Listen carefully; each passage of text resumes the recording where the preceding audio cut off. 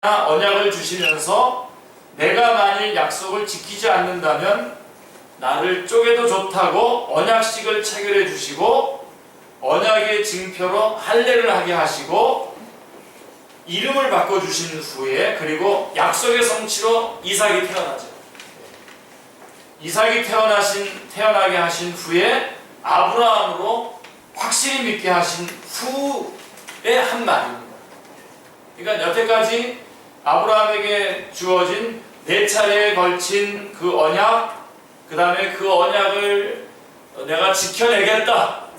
그렇죠? 못 지켜내면 나를 쪼개도 좋다라고 하는 언약식도 해주시고 증표로 할례도 받게 하시고 그 다음에 결정적으로 이삭이 태어나게도 해주신 그 후에가 바로 22장 1절로 14절, 22장 1절에 그 일 후에라고 하는 말씀입니다. 그러니까 아브라함으로 하여금 확실히 믿게 하신 그 후에라고 하는 말씀입니다. 잘 이 부분을 붙잡으셔야 됩니다. 그래서 이렇게 하신 후에 22장에 사건이 있었다는 말입니다. 그리고 아브라함을 시험하시려고 라고 하는 말은 우리 축제교회 성도들은 적어도 이거에 대해서는 확실하게 대답하실 수 있어야 됩니다. 분명하게 구분해서 대답하실 수 있어야 됩니다. 자, 아브라함을 시험하시려고 라고 하는 말은 아브라함의 믿음을 시험하신 것이 아니라 하나님이 아브라함을 통해서 어떤 것을 계시하려고 하는데 이것을 아브라함이 잘 감당할 수 있는가라고 하는 역할에 대한 시험입니다. 그의 믿음에 대한 시험이 아니라 역할에 대한 시험이라고요. 다시 이렇게 딱 잡으셔야 돼요. 다시 돌아오셔야 돼요. 몇 주 만에 다시 하기 때문에 이어서 하는 건데. 그래서 아멘도 하셔도 되는데 안 하셔서. 예. 아브라함의 믿음을 시험하신 것이 아니라 하나님께서 아브라함을 통해서 계시하시려고 하시는 그 말씀, 아브라함이 그것을 계시하려고 하는 것을 아브라함이 잘 감당할 수 있을 것인가에 대한 역할에 대한 시험이다라고 하는 것입니다. 하나님은 아브라함 자손 예수 그리스도를 통해서 천하 만민이 복을 받을 것이라고 하는 것을 계속해서 약속해 오셨습니다. 그렇죠? 예, 쭉 원복음으로부터 시작해서 쭉 이어지는, 그래서 아브라함의 언약으로, 원복음과 아브라함 언약으로 이어지고 있지 않습니까? 아브라함은 예수 그리스도가 오실 것에 대해서는 완전하게 믿었습니다. 그런데 아브라함의 자손으로 예수 그리스도가 오셔서 어떤 방법으로 천하 만민이 복을 받게 되는가? 지금 하나님은 그것을 계시하시려고 하시는 것입니다. 그러니까 그 점진된 계시를 드러내려고 하는데 지금 아브라함을 사용하려고 하는데 아브라함이 이 역할을 감당할 수 있을 것인가? 라고 하는 것이죠. 하나님의 계시가 더 전진을 하고 있는 것을 보게 됩니다. 그것은 아브라함이 독자 아들 이삭을 번제로 드림과 같이 하나님께서 독생자 예수 그리스도를 십자가에 죽게 하심으로 천하 만민이 복을 받을 것을 계시하시려고 하는 것입니다. 그래서 창세기 22장 2절 말씀을 보시면요, 내 아들, 내 사랑하는 독자 이삭을 데리고 모리아 땅으로 가서 내가 내게 일러준 한 산 거기서 그를 번제로 드리라 라고 말씀하고 있습니다. 만일 아브라함 개인의 믿음을 시험하시는 것이라고 한다면, 아브라함의 개인의 믿음을 시험하는 거라고 한다면 내가 내게 일러준 한 산 거기서 그렇게 말할 이유가 뭐가 있겠습니까? 그럴 이유가 없었을 것입니다. 천하 만민이 복을 받게 될 계시이기 때문에 하나님은 모리아 땅으로 가서 내가 내게 일러준 한 산 그곳으로 가라고 말씀하고 있는 것입니다. 그 지시하는 산이 훗날에 바로 지금 여기서 아브라함으로 하여금 이삭을 바치라고 하는 그 산이 바로 훗날에 다윗이 번제를 드렸던 오르난의 타작마당이고요. 바로 그 자리가 솔로몬이 성전을 지은 터가 된 것입니다. 바로 거기에 가서 번제를 드려야 하는 것입니다. 바로 거기가 예수 그리스도께서 번제로 드려질 장소인 것입니다. 자, 아브라함은 3일길을 걸어갔습니다. 이삭이 번제나무를 쥐고 앞서가고 아브라함이 칼과 불을 들고 올라간 것입니다. 그런데 정작 번제 드릴 양은 없었습니다. 그래서 이삭이 아버지께 묻죠. 22장 7절에 보시면 번제할 어린 양은 어디 있나이까? 하고 묻습니다. 그랬더니 아브라함이 아들아, 번제할 어린 양은 하나님이 자기를 위하여 친히 준비하시리라. 8절에서 말씀하고 있습니다. 이거는 여러분 궁색한 변명이 아닙니다. 아브라함의 궁색한 변명이 아닙니다. 성령님께서는 아브라함의 입을 통해서 예언적으로 말씀하고 있는 것입니다. 번제할 어린 양은 하나님이 자기를 위하여 친히 준비하시리라. 하나님이 친히 준비하신다는 말이 히브리서 10장 5절에서 오직 나를 위하여 한 몸을 예비하셨도다 라고 히브리서 10장 5절에서는 증거해주고 있습니다. 여호와 이레, 우리 이 말 참 좋아하지 않습니까? 여호와 이레. 여호와 이레였어. 나를 그 직장으로 보내신 여호와 이레였어. 나에게 이렇게 여호와 이레였어. 이렇게 말하지 않습니까? 이 여호와 이레란 하나님이 받으실 제물을 하나님께서 친히 준비하신다는 뜻입니다.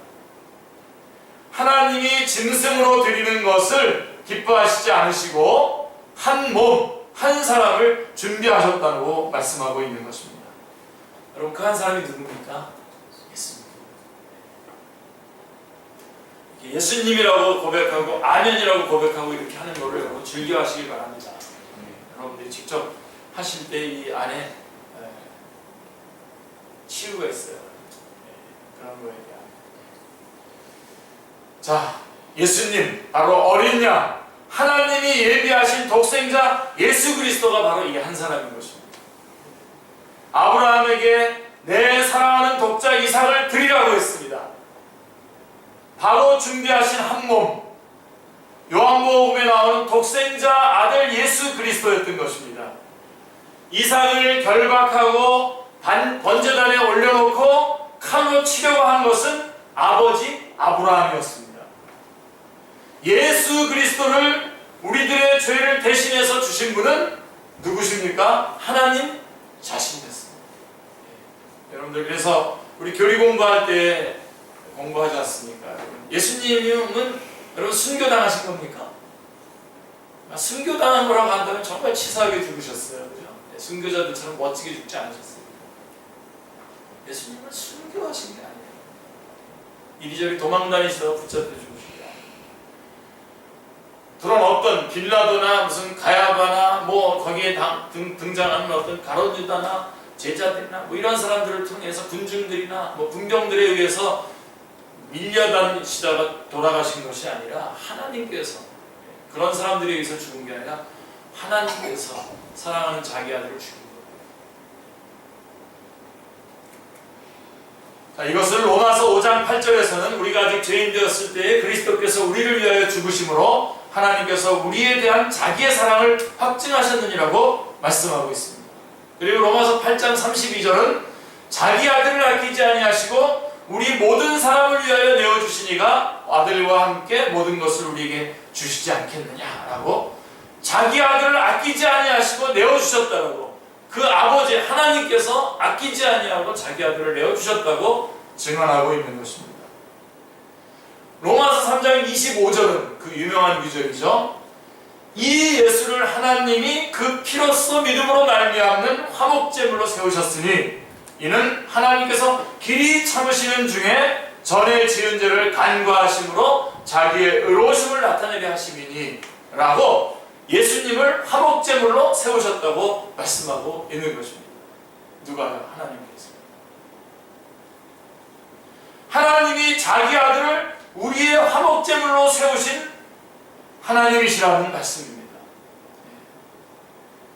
100세에 얻은 아들을 결박해서 단에다 올려놓고 칼을 들고 내려치려 한 것은 아버지 아브라함이었습니다. 다른 사람이 아니었습니다. 그리고 아브라함이 내려치려고 하는 그때에 하늘에서 급한 음성이 들려왔죠. 아브라함아, 아브라함아. 22장 11절에 그 아이에게 내 손을 대지 말라. 그에게 아무 일도 하지 말라고 12절에도 말씀하고 있는 것입니다. 그리고 아브라함이 눈을 들어서 살펴본즉 한 수양이 준비되어 있었습니다. 그래서 이삭을 내려놓고 숫양을 대신해서 하나님 앞에 드렸다는 것입니다. 그게 13절의 말씀입니다. 하나님께서는 우리 대신 자기 아들을 대속제물로 내어주신 것입니다. 할렐루야. 그런데 여러분, 주님께서는 십자가상에서 엘리 엘리 라마 사박다니, 하나님 어찌하여 나를 버리시나이까 라고 부르짖었는데요. 이때 사람들이 뭐라 그랬냐면 저가 엘리야를 부르고 있는가 라고 생각했습니다. 그리고 내가 하나님의 아들이면 십자가에서 내려오라고 조롱을 했습니다. 그런데 여러분, 이때는 하늘에서 아무런 음성이 들리지 않았습니다. 아무런 음성도 들리지 않았습니다. 자, 왜 그랬을까요? 예수 그리스도를 십자가에서 내려놓고 대신해서 드릴 대속제물이 따로 없었기 때문에, 이삭은 예수 그리스도의 그림자였기 때문에 내려놓고 숫양을 대신 드렸지만, 예수 그리스도는 그림자가 아니라 실체시기 때문에 우리의 대속제물은 예수 그리스도 외에는 다른 어떤 것도 없었던 것입니다. 그래서 예수 그리스도를 대신해서 드린 제물은 없었던 것입니다. 바로 하나님께서는 이 아브라함이 이삭을 바치는 이 사건으로 인해서 하나님께서는 이렇게 진전된 계시를 보여주시기를 원했던 것입니다. 그래서 창세기 22장 13절에는 숫양을 가져다가 이삭을 대신하여 드립니다. 여기에 대신하여 드렸다라고 하는 대속교리가 등장하고 있는 거죠. 대신 드린 거죠. 이삭을 드린 것과 같이 똑같은 의미가 되는 거죠.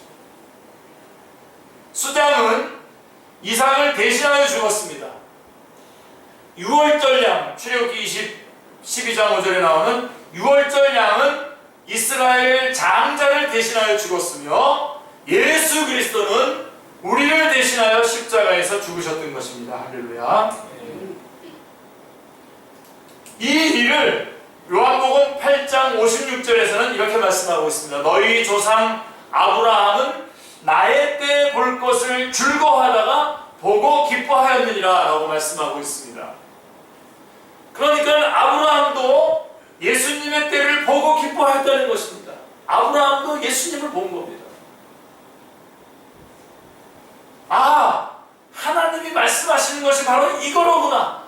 이렇게 해서 우리 모든 인류에게, 모든 사람에게 구원의 역사를 이루어 주시는 것이구나 라고 하면서 그도 기뻐했던 것입니다. 아브라함은 장차 예수 그리스도께서 이렇게 대속제물이 되어서 자신의 죄 문제를 해결해 주실 것을 깨닫고 얼마나 기뻐했겠습니까? 아브라함도 바로 이 계시된 사건을 보면서 자기의 죄도 이렇게 용서함을 받을 것이다 라고 하는 것을 깨닫고 기뻐했던 것입니다. 이 모리아 사건은 갈보리 사건의 모형이었던 것입니다. 할렐루야. 그리고선 창세기 22장 16절부터 이제 그 뒤에 뒷부분에서는 이제 총 5번의 언약을 하지 않습니까? 다시 한번 언약을 합니다. 그 역할, 하나님께서 이루실 그 계시를 감당할 그 역할을, 시험을 잘 이겨낸 아브라함에게 5번째 언약을 주십니다. 그래서 22장 16절부터 18절은 이삭을 번제로 드리라고 하신 사건 후에 하나님이 아브라함에게 5번째 자손에 대한 언약을 재확인하고 반복하시는데, 여기에서는 다시 한번 언약하신 말을 맹세로 보증합니다. 맹세로. 여러분, 맹세가 들어가면 이거는 쌍방계약이 아니라 일방적인 계약이 되는 겁니다. 맹세. 하나님께서 맹세로 이것을 내가 이루겠다. 너희들은 못하더라도 나는 이루어내겠다라고 하는 거거든요. 히브리서에서는 언약과 맹세해 주신 것을 하나님이 거짓말하실 수 없는 두 가지 변하지 못할 사실이라고 히브리서 6장 17절, 18절에서는 말씀하고 있습니다. 창세기 12장에서 첫 번째 언약을 주신 후에 12장, 그 다음에 15장에서는 언약과 함께 자신을 담보로 주셨죠. 그죠? 그래서 그 언약식을 하셨고, 그 다음에 창세기 17장에서는 세 번째 언약을 하시면서 할례를 언약의 표로 주셨습니다. 그리고 22장에서는 맹세로 보증까지 해주셨습니다. 맹세로 보증까지 해주셨습니다. 자, 이렇게 하신 것은 첫째로 이게 중요한 언약이기 때문입니다. 그래서 맹세로 하셨고, 둘째로 이것은 맹세하셨다라고, 하나님이 맹세하셨다라고 하는 것은 기필코 이루신다라고 하는 뜻이며, 세 번째로는 궁극적으로는 인간의 불신앙 때문인 거죠. 인간은 이룰 수 없어요. 인간 쪽에 뭔가를, 어떤 것들을 요구하면 이룰 수 없습니다. 이 맹세로 언약하시는 이 모습을 보면서 여러분, 오늘날 우리 한국교회, 제가 다른 나라 교회는 모르겠어요. 우리 한국교회는 지금 심각하게 병들어가고 있습니다. 정말 이건 그 병들어가는 속도가 얼마나 현저하게 드러나는지 모릅니다. 다시 다 어디로 빠져가고 있냐면, 뭔가 좀 풍족해지자, 가난한 마음들이 없어지고 뭔가 풍족해지자 이제 예수님을 믿어도 뭔가 뻔데기 믿고 싶어집니다.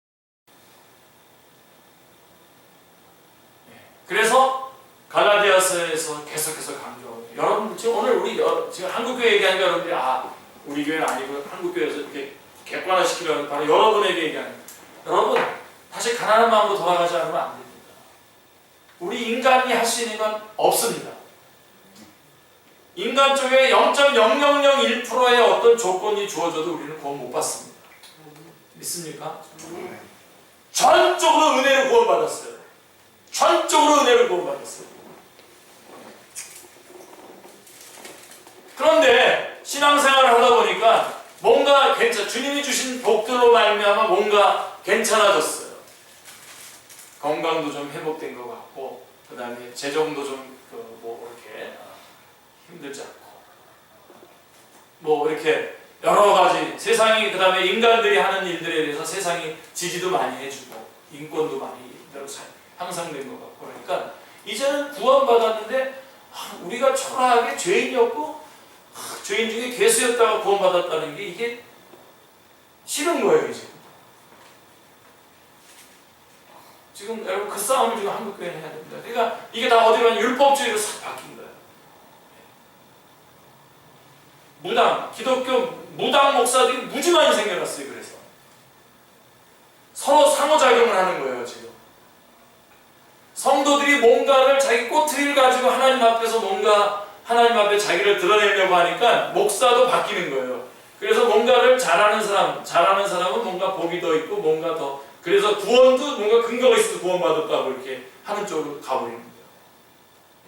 무슨 요새 큰 무슨 교회라고 하는 그 교회 그 교회의 문제가 말이야 무슨 이렇게 직통계시 그다음에 신사동동 이런 거가 문제가 아니라 율법주의가 문제예요. 결국은 그렇게 해서 뭔가를 예수님 한 분으로는 안 되겠다는 거예요. 예수님 한 분을 믿었다는 게 이게 쪽팔린다는 거예요. 무시무시한 겁니다 지금. 근데요 여러분, 은근히 우리 축제교회 성도들 안에도 있어요 없어요? 내가 이렇게 조그만 교회 다니는 거 이거 쪽팔려? 언제부터 그런 게, 교회가 다 같은 하나님의 교회지. 그리고 내가 뭔가 괜찮은 사람인데 그거 좀 왜 안 알아주지? 다시 돌아오셔요. 여러분 우리 성령으로 시작했습니다. 아직 그냥 제가 아까도 우리 참회 기도 때도 제가 여러분에게 그냥 굳이 여러분의 마음을 위로하기 위해서 정말 하나님 앞에서 기도를 했습니다. 여러분 우리의 모든 죄는 용서받았습니까? 다 받았죠. 형주 집사님 받았죠? 다. 지난번에 이제 약간 미래의 죄까지도 다 용서받았어요. 그러니까 제가 지금 막 그냥 개판으로 살으라고 말하는 겁니까 이게 지금? 그게 아니라 우리 주님이 우리의 죄를 용서하실 때에 그 용서의 범위는 우리의 과거와 현재와 미래의 모든 죄를 다 용서하신 거예요. once for all. 단번에 모든 죄를 다 용서하신 거예요. 아멘입니까? 네. 근데 그것도 너무나 감격스러운데 그 다음에 어떻게 하시냐면요. 그 죄를 어디다 기록해 놓으시죠? 어디다 기록해 놓으시는 거 아니라 완전히 잊어버리시는 거예요. 그러니까 지금 여러분들이 죄나 이런 것 때문에 두려워하고 염려하고 우울해하고 이렇게 하면 다 근거 없는 겁니다. 이건 주님께서는 이미 다 용서하시고 주님은 몰라요. 자, 그런데 지금 아까 큰 무슨 교회라든가 이런 우리 한국 교회를 지금 막 율법주의로 끌고 가는 교회들의 그 목사들이 하는 짓이 뭔지 아십니까? 무당 목사들이 하는 짓이 무슨 죄를 졌다는 거예요? 금식 며칠 하라는 거예요. 영이 병들었다는 거예요. 자, 여러분 제가 다시 말씀드리면 내 죄를 하나님께서 다 용서하시고 잊어버리신 다음에 요 죄를 저 무당 목사님에게 알려줘서 그 사람으로 하여금 나를 볼 수 있도록 이 사람의 죄는 뭐가 있다라고 이렇게 알 수 있도록 그렇게 해주십니까? 우리 주님이? 완전 구라예요. 생 구라예요. 그러니까 그거는. 근데 거기에 가서 이 사람 영통하다고 이 사람은 영적이라고 그러면서 거기에다 무릎 꿇고 다 이걸 받고 있는 거예요. 아니 대놓고 하잖아요. 종로오가에서는 대놓고 하잖아요. 가봤어요 제가. 그리고 여러분 이 조그만 교회도 여러분 구분하셔야 돼요. 우리의 교회 같이 복음을 보수하려고 하는 교회가 있는 조그만 교회는 못 떠나는 거예요. 그 조그만 교회를. 이 무당 목사님이 딱 붙잡고 있거든요. 떠나면 지옥 가니까. 지옥 가거나 뭔가 문제가 생기니까. 집이고 뭐고 다 팔아서 다 내놓고 있는 거예요.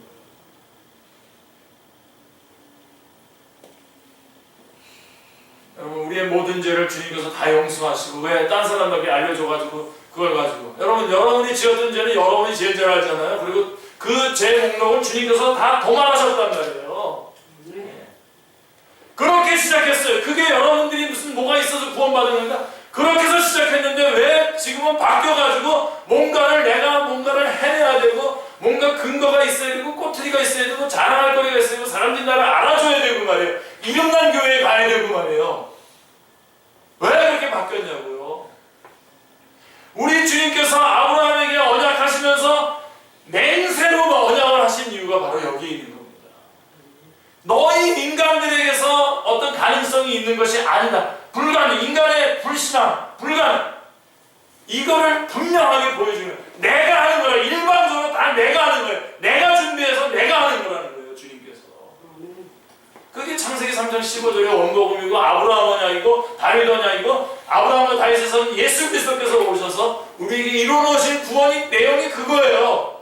우리 쪽에서 아무것도 한 것이 없고 전적으로 은혜를 받았고 그 다음에 믿음 안에서 살아가는 것도 전적으로 은혜고 천국에 가는 것도 전적으로 은혜입니다. 네. 이게 얄밉고 이게 보기 싫어가지고 막 인권운동하고 기독교가 개독교고 이렇게 말하는 거 그런 말 들을 수밖에 없는 거예요. 아니 어떤 저 목사는 저렇게 죄를 져놓고 또 목사 짓을 해? 그런 말 들어도 할 수 없는 거야. 주님께서 은혜를 주셔서 또 하는 건데요. 그 사람들은 기억하고 있지만 우리 주님은 다 잊어버리시고 우리를 새롭게 만들어 주셨어요. 이게 우리 뻔뻔스러운 자리로 들어가자는 얘기가 아니라 여러분 왜 여러분들이 여러분의 과거의 죄를 여러분이 붙들고 얘기하고 그래서 왜 사탄에게 빌림을 줍니까? 주님께서 다 용서하시고 잊어버리시고 망령의 바다에 던지시고 우리를 지금도 주님이시는 새로운 힘으로 계속해서 인도해 가고 계시는데 왜 그쪽으로 딱 가가지고 도대체 우리 갈라디아에서 말한 것처럼 도대체 누가 와서 꾀더냐? 아주 사도 바울이 아주 막 탄식을 하잖아요. 사도 바울이 급기야는 이렇게 얘기하잖아요. 우리나 하늘에서 내려온 천사들이나 우리가 전한 복음 외에 다른 복음을 전하는 저주를 받죠. 우리는 누구예요? 사도들을 말하는 거예요. 우리나 사도들이나 천사들, 영계에 그 어떠한 존재가 와서 또 예수 그리스도 이외에 또 어떤 것이 더 플러스되어야 된다고 말한다면 저주를 받을지어다 라고 말씀하고 있는 겁니다. 다 붙잡으시기 바랍니다. 자유하시기 바랍니다. 그러면. 그래서 여러분 그 자유한 가운데 여러분들이 예배도 나오시고 헌신도 하시고 수고도 하시고 그렇게 하시는 그게 은혜입니다. 그게 기독교입니다. 그게 아니라 아까 율법주의에 걸려가지고 이제 그렇게 그것만 가지고 안 되니까 뭔가 더 해야 되고 그 다음에 예배도 안 나오면 막 큰일 나고 막 예배 안 나오면 큰일 납니다. 우리 축제교회는 좀 나오셔야 되는데 그냥 막 벌벌벌벌 떨면서 막 그렇게 하게 만들어서 누가 딱 이걸 잡아요. 벌벌 떠는 거예요. 기독교 무당 목사가 딱 붙잡고서는 자주 흔드는 거예요. 그럼 두려운 거예요. 그래서 제가 한 분 만났다고 그랬잖아요. 그래서 제가 여기까지 왔어요. 그분이 나이가 많아서 제가 예의를 지키고 왔는데 여기까지 나왔어요. 목사님은 지금 돌아가시면 천국 가십니까? 지옥 가십니까? 여러분 어때요? 여러분 천국 가요? 지옥? 그렇게 말하면 안 되고 이기남 목사님들이 목사님 이상하시네요. 무슨 그런 질문을 하세요 우리한테? 그렇게 해야 되는 거 아니에요? 그죠?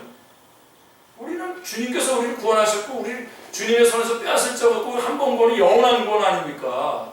안 받았다면 모르지만 이러한 분명하고 확고한 신앙에 여러분들이 딱 붙잡고 딱 잡혀 있어요. 그리고 정말 자유롭게 기쁨으로 여러분들이 교회도 정말 모임 때마다 나오시고 기쁨으로 여러분들이 헌신도 하시고 나올 때마다 그냥 나오지 말고 뭔가 또 먹을 것들을 가지고 나오셔서 같이 나누시고 정말 그래서 기쁨으로 와서 같이 찬양도 막 1시간, 2시간 같이 찬양도 하고 기도도 하고 말이에요. 저 사람에서 기쁨으로 여러분이 하셔야지 이거를 목사가 안 나왔다 그래서 내년에는 집사 안 시킨다 뭐 이렇게 해가지고 그렇게 하는 게 이게 다 율법주의지 뭡니까 이게. 그래가지고 갈라디아 교회 같은 경우는 뭡니까? 할례를 받아야 된다는 거예요. 그 다음에 고기 먹지 말라는 거예요. 기념일을 지키라는 거예요. 뭐 이런 식으로 해가지고 뭔가를 한번 걸어와요 자꾸만. 그래가지고 사람들로 하여금 예수님의 복음, 예수님이 나를 십자가에 나를 돌아가신 거는 싹 잊어버리게 만들고 여기에 매달리게 만드는 거예요. 무시무시한 게 이게 한국교회를 막 휩쓸고 있어요. 겉으로는 굉장히 영적인 것 같죠? 뭐 예언도 하고 막 하늘에서 뭐 음성 듣는다고 하는데 실제로는 율법주의예요. 무시무시한. 여기서 또 여러분 지난번에 우리 한국교회 갱신에서 배웠죠. 또 방종주의로 가면 안 된다. 할렐루야 자유 그러니까 이제 해가지고 또 구원파처럼 또 이제 띠리리띠리로서 막 마구 또 돌면 안 돼. 그쪽으로 또 가는 건 방종주의예요. 또 우리 이 안에서 하나님의 은혜로 구원받을 거 끝까지 하나님의 은혜로 살아갈 건데 하나님의 은혜를 받은 자라면 하나님께서 기뻐하시는 일에 나의 생명을 다 드리겠다. 사도 바울의 고백처럼 예수 그리스도와 십자가 외에는 나는 더 이상 알지 않기로 그것만 자랑하겠다 라고 이렇게 가는 그런 그리스도인 그러한 기독교 그거 여러분이 보수해야 됩니다. 여러분 개인이 보수하시고 우리 축제교회는 제가 보니까 그래서 남아있는 것 같아요. 남아있을 이유가 없지 않습니까? 축제교회. 그래서 여러분 이제 내년에는 제가 그렇게 하려고 해요. 수요일에 없애고 수요 성경 공부 없애고 화요일 날에는 교리 공부, 수요일 날에는 목요일 날에는 성경 구속사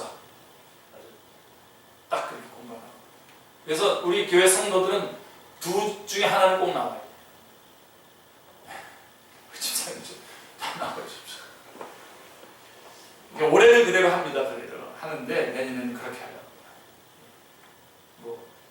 혹시나 거기에 문제점이 혹시 발견되거나 그러면 좀 알려주세요. 그러나 그렇게 하려고 해요. 다들 막 수요일 막 이런 때 막 이렇게 막 하지 마시고 여러분이 좋은 날 하나 결정하셔서 주중에 한 번 와서 꼭 구경을 하시고 그리고 주일날 오후에는 좀 그때 당시 이슈로 특강들을 계속해서 이렇게 하기로 하고 주일날에는 오전에는 여러분 정말 설교를 하고 싶습니다.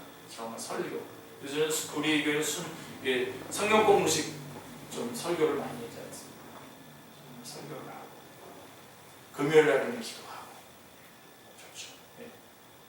혹시 외부 사람들을 위해서 우리 교회가 좀 그 섬긴다면 이제 토요일 날 아침에 하는 교리 공부에 외부 사람들이 와서 그렇게 하길 원합니다. 그래서 이 하나님의 말씀 여러분 공부하고 이거 이쪽에 그래서 하나님께 영광 돌리는 이쪽으로 딱 모으셔서 이제는 딴 얘기 할 게 없겠습니다. 주객교회 이런저런 얘기하고 바빠서 못한다고 이런 얘기 하지 마십시다. 하나님 앞에서 여러분 안 창피합니까? 그분이 나를 위해서 드려주신 것이 어떤 건데 그런 말을 감히 할 수 있습니까? 시간을 쪼개서 여러분 무슨 취직시험을 본다든가 대학교 입학시험 본다 그러면 무슨 바쁜 일이 있습니까? 그 시간에 나가지. 이게 또 율법주의로 이거 여러분들이 이거를 갖다가 율법식으로 받아들이면 율법주의가 되는 거예요. 감동으로 받아들이면 이제 은혜가 되는 거고요. 자, 하여간 그래서 우리 주님께서는 자 어떻게 하셨냐면 맹세로 해주셨단 말입니다. 왜 이렇게 하셨냐? 이것이 중요한 언약이기 때문이고 기필코 이루신다고 하는 뜻이고 궁극적으로는 인간의 불신앙 때문인 것입니다. 인간의 불신앙, 인간에 대해서 가능성이 없기 때문에 하나님께서 맹세로 우리에게 언약을 베풀어 주신 겁니다. 그리고 우리의 구원도 그렇게 될 거라는 겁니다. 자, 그리고선 창세기 22장 17절에 보시면 대적의 성문을 차지하리라 라고 적을 정복하고 승리할 것을 약속하신 것인데 이는 창세기 3장 15절의 언약 약속을 다시 확인시켜 주는 것입니다. 창세기 22장 17절 말씀을 가지고 효도를 잘하면은 뭐 적군을 이긴다 뭐 이렇게 설교하시는 분도 계시더라고요. 뭐 그렇게 은혜를 받으셔도 됩니다. 뭐 파수로 매주 쓰면 뭐 매주가 되겠죠. 파수로 매주가 되겠습니다. 그러지 말자고요, 우리 주님. 이 말은 그 말이 아니에요. 바로 창세기 3장 15절에 내가 하리라 라고 하시는 이 예수 그리스도를 통해서 온 인류에게 주신 이 구원의 역사를 다시 한번 분명하게 확인시켜 주는 말씀이 창세기 22장 17절의 말씀인 것입니다. 자, 그리고 23장에 가면 아브라함의 아내 사레아의 장례 기사가 나옵니다. 아브라함과 짝지어 주실 사라가 세상을 떠났습니다. 아브라함은 사라를 장례하기 위해서 장지를 마련합니다.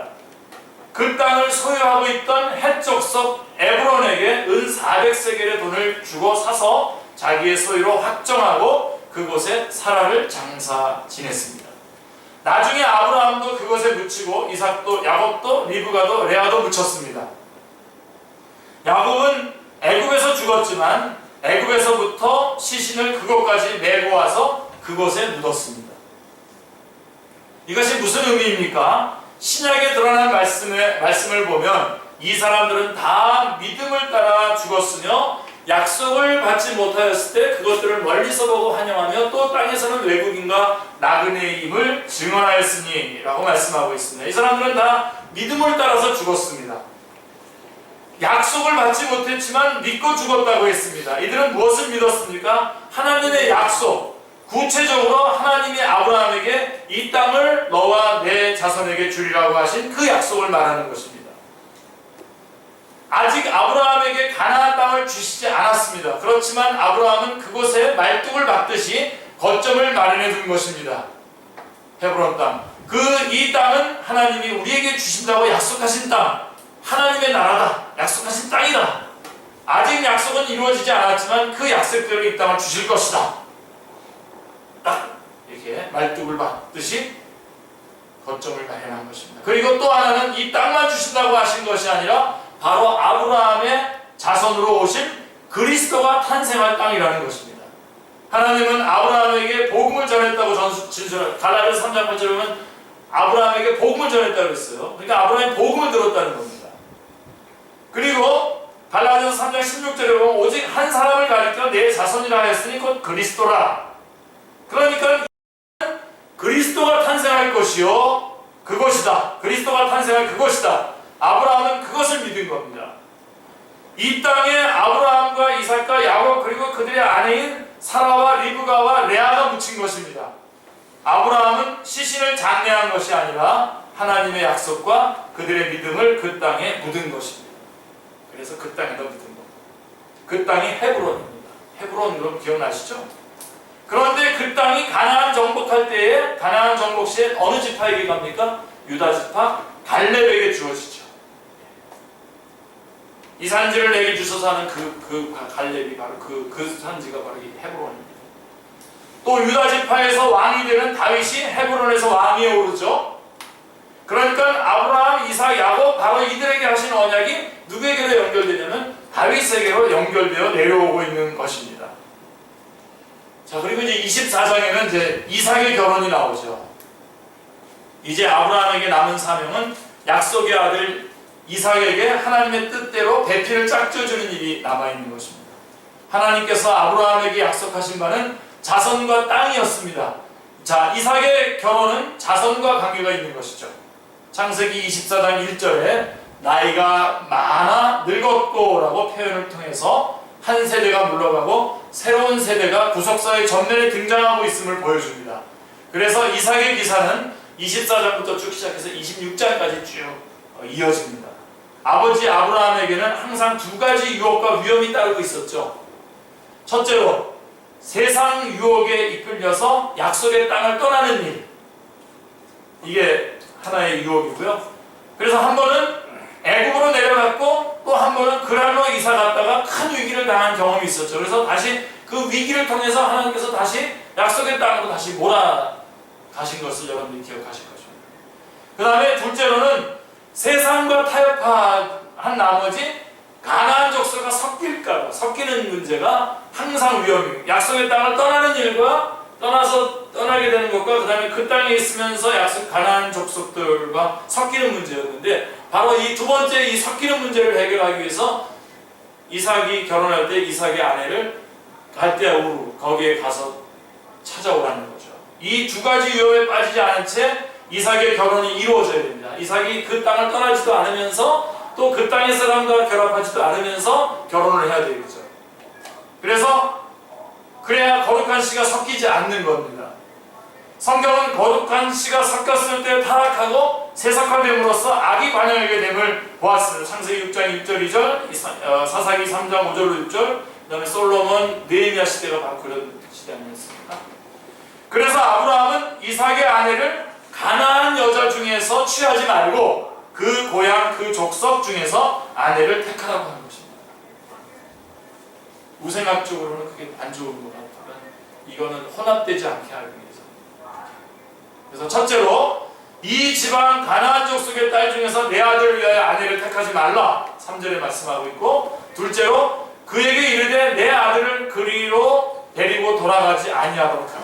나중에 다시 그곳을 가나안 땅을 떠나지 않게 하라. 그 여자를 데리고 올 것이고 가나안 족속이 아닌 사람을 데리고 올 것이고 그 땅에서 떠나지 않게 하라고 하는 두 가지를 지켜요. 거룩한 씨를 보존하기 위한 말씀인 것입니다. 아브라함은 하나님의 약속을 따른 인도를 믿었습니다. 창세기 24장 7절을 보십시오. 하늘의 하나님 여호와께서 나를 내 아버지의 집과 내 고향에서 떠나게 하시고 내게 말씀하시며 내게 맹세하여 이르시기를 이 땅을 내 씨에게 주리라 하였으니 그가 그 사절을 너보다 앞서 보내실지라 내가 거기서 내 아들을 위하여 아내를 택할지니라.